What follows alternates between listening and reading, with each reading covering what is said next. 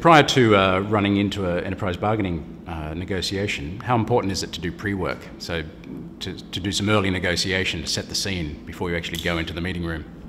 Well, as I said before, I think the important thing right up front is to ensure that you understand who you're negotiating with, and that is you are negotiating with your employees and they are using a union as their representatives in this process. So importantly, I think you need to make absolutely certain that you have done all of the groundwork necessary to be able to deliver that. One of the important things, as I mentioned before, is communication. So there needs to be a communication strategy around how you tell employees how the negotiations are going.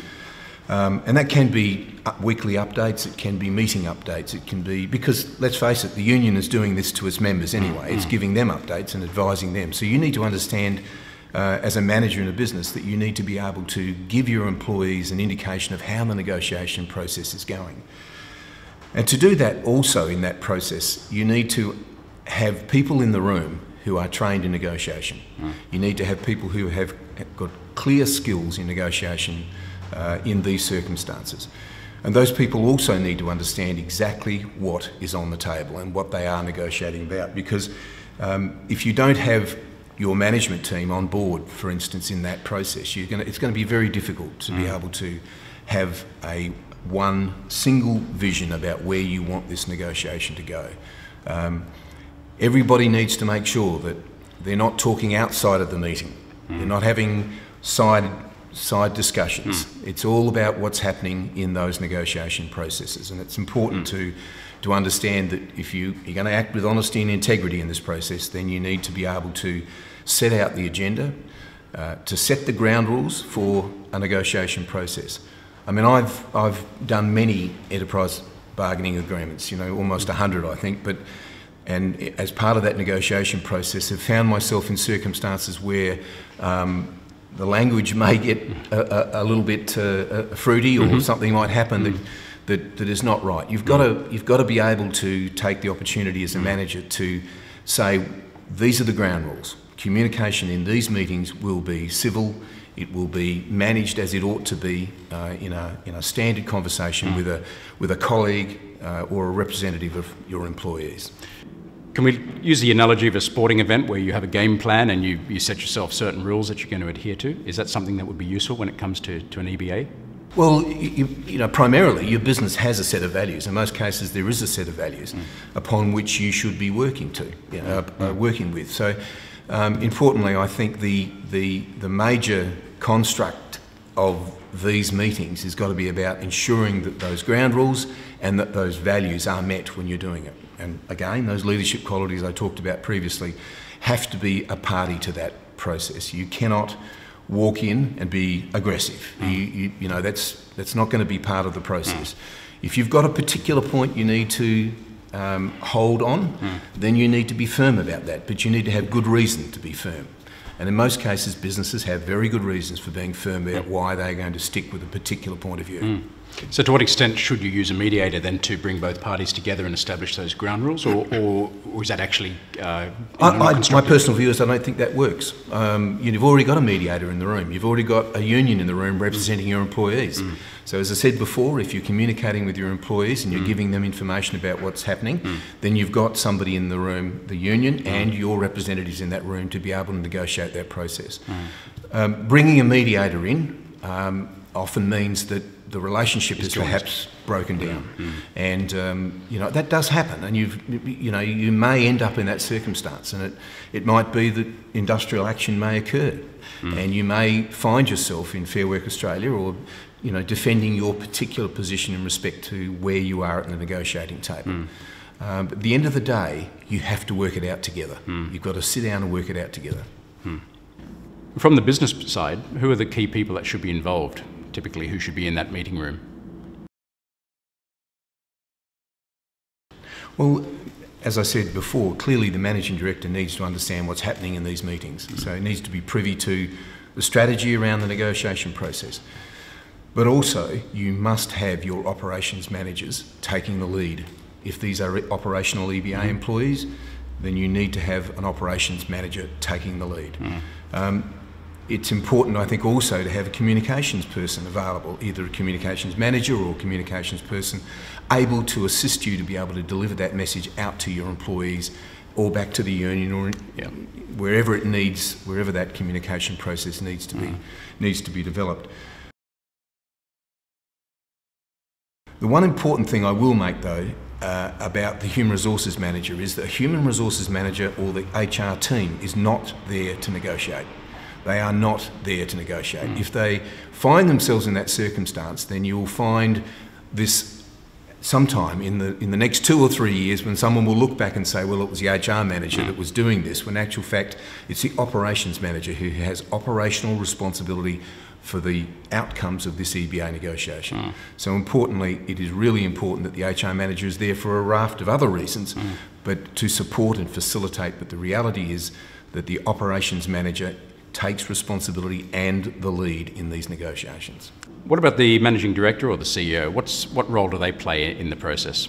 Well, the MD would not be in that negotiation meeting, but must be aware of the strategy behind what's happening in that meeting.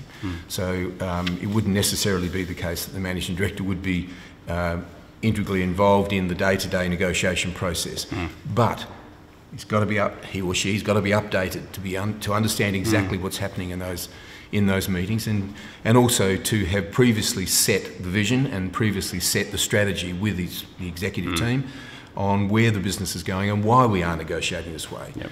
Because the first person that's going to be asked a question out in the public is going to be the managing director. And the last thing you would want is something to happen in a consultative committee meeting, for it to have created a public issue, and for that public issue to be out in the public domain and the managing director not understand what's happening, because he's the one that's going to get the phone call.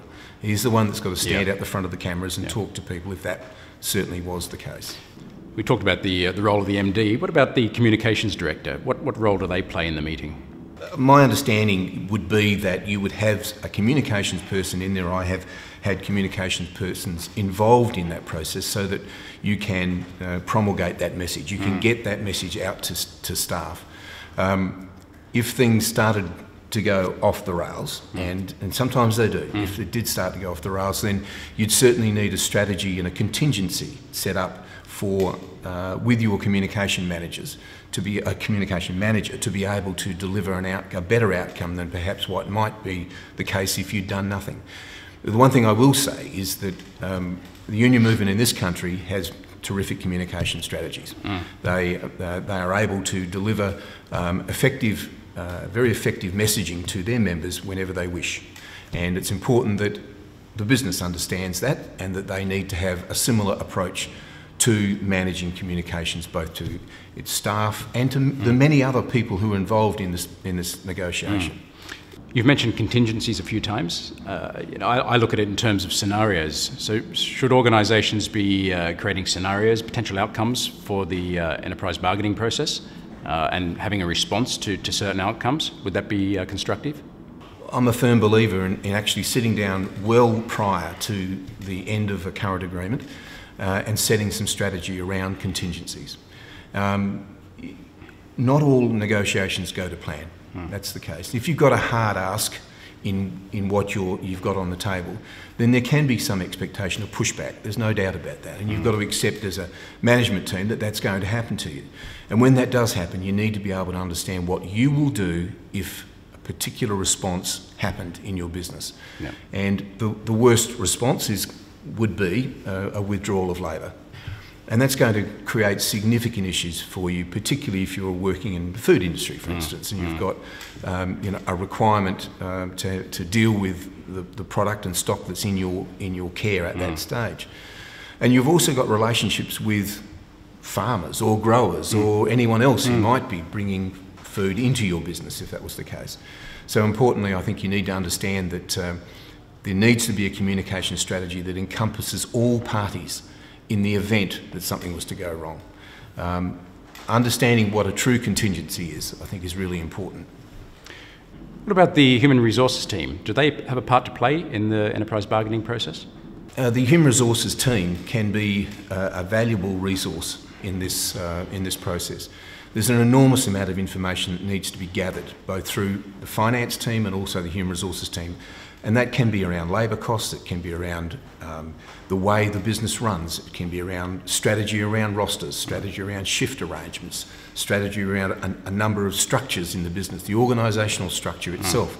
And all of that resides with the human resources team and the management team. So the human resources team needs to be able to facilitate the negotiation, but at the same time bring to the table the information that's important for employees in that room and for the union to understand the reasons for their negotiated position. Yep. When it comes to the legal arrangements, should we have lawyers involved every step of the way, or is there a certain point that they would be brought into the process? Well, look, in most cases, legal advice is probably only going to be called upon if you're at the point of finalising the agreement. Very important, I think, to get a final draft of an agreement legally qualified so that you understand it's actually is covered by all aspects of the laws, the applicable laws. But in terms of the day-to-day arrangements in terms of the negotiations, things will come up where someone may suggest something in an agreement negotiation. It might be about a particular change to the way people work. In a lot of cases, you think it's a great idea, but it might actually be against the law. So you have to understand that there needs to be an opportunity to go out and actually talk to a legal advisor about any of those particular issues where you have the slightest doubt that it might breach an existing law or national employment standards, as an example, those sorts of things that need to be covered off. I guess that's a risk, isn't it, that you might agree on an outcome in the meeting which then is just not enforceable? Yeah, that has happened to me. Actually, that very thing has happened. But I think at the end of the day, the law is the law. It is what the government has chosen to put in place. So at the end of the day, you will need to comply with the law. So both parties understand that, and you need to step back and say, well, we need to renegotiate that particular part so that we both are compliant, so that this agreement is compliant. Yep. Because if it's not compliant, it won't take effect. If it doesn't take effect, you've wasted your time.